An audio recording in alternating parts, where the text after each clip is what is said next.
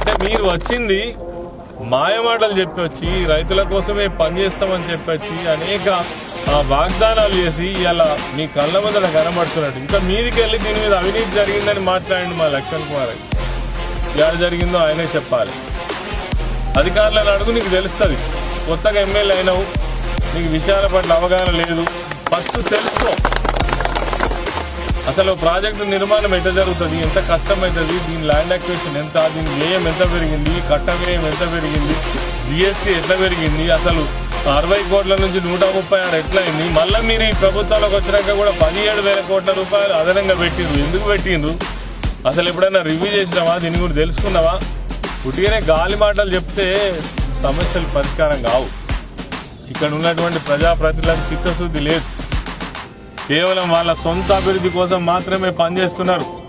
తెల్లారు లేస్తే మా సంగతి ఏందని ఆలోచిస్తున్నారు తప్ప రైతులకేం కావాలి, ప్రజలకేం కావాలి, ఏ గ్రామంలో ఏ సమస్య ఉన్నది దాన్ని పరిష్కారం చేయాలనే ఆలోచన మాత్రం జరుగుతున్నట్టుగా కనబడతలేదు.